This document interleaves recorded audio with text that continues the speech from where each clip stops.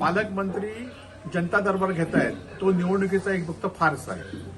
खरं तर पालकमंत्री गेले 2.5 वर्ष आहेत आणि या आधीच्या पालकमंत्री आणि 2.5 वर्ष असलेल्या पालकमंत्री रवींद्र चव्हाण यांनी जनतेच्या प्रश्नाकडे बघितलं नाहीत, म्हणून अनेक प्रश्न आज जिल्ह्यामध्ये निर्माण झालेले आहेत. खरं तर एक त्यांना मान्य होईल की ते कोकणचे नेते आता आहेत, जे कोकणचे भाग्यविधाते म्हणून स्वतःला नारायणांनी समजत होते ते आता भाग्यविधे राहून रवींद्र चव्हाण भाग्यविधे भाजपने तयार केले आहेत, ही एक गोष्ट सोडली. त्याचबरोबर जिल्हा नियोजनच्या बैठकीमध्ये या आधीच्या पालकमंत्र्यांनी विरोधी सदस्यांच्या बाबतीमध्ये जो अनुभव होता तो मात्र अनुभव रवींद्र चव्हाणांनी दिला नाही. तर लोकशाही मार्गाने सगळ्यांना विश्वास घेण्याचं काम त्यांनी केलं. परंतु जिल्ह्यातील अनेक प्रश्न आज प्रलंबित आहेत.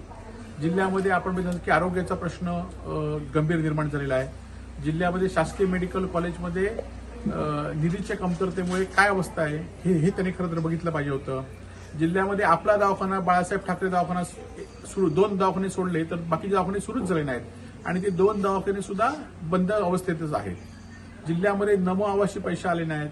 जिल्ह्यामध्ये आज आपण बघितलं असाल की अनेक ठिकाणी अतिवृष्टी झाली, परंतु अतिवृष्टीमध्ये प्रत्येक गावामध्ये पंचनामा केले नाहीत, ही वस्तुस्थिती या ठिकाणी आहे.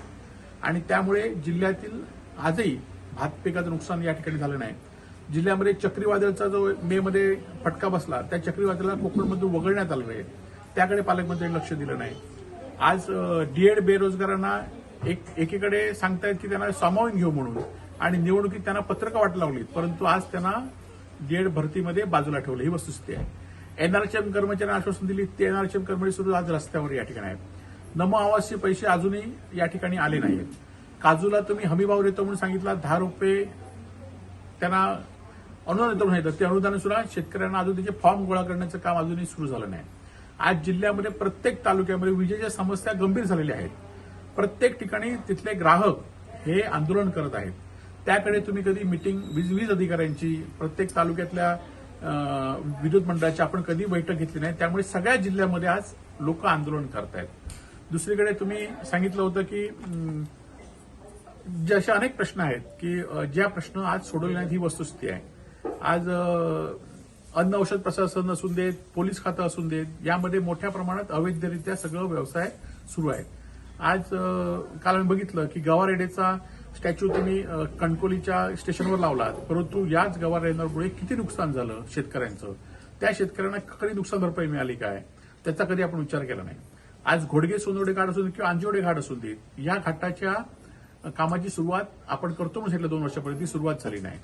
त्याचबरोबर आपण जी उद्घाटनं केला होता भूमिपूजन कामाची, दुकानवाडचा पुरुष असून देत, तो द्विज आता प्रत्यक्ष सुरू झाला नाही. त्यामुळे दुकानवाड आपणच उद्घाटन केलं होतं, आपण भूमिपूजन केलं होतं, परंतु त्या कामाची वर्गवाढ अजूनही अधिकाऱ्यांनी दिली नाही.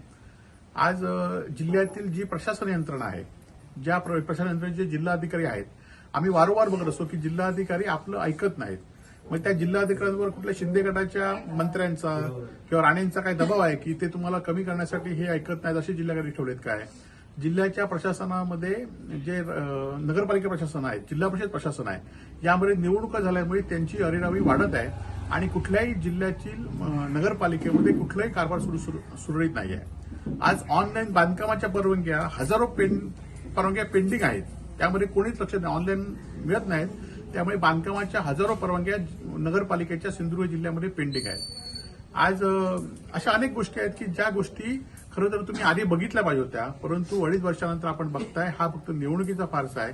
आज शेतकरी 800 शेतकऱ्यांनी अर्ज केले आहेत, परंतु शेतकऱ्यांनी अर्ज न करता कोणाला दिलेत? धनुदांडकर दिलेत, बीजेपीच्या कार्यकर्त्यांना दिलेत आणि बंदूक परवाने आणि सामान्य लोकांना दिले, ही वस्तुस्थिती आहे.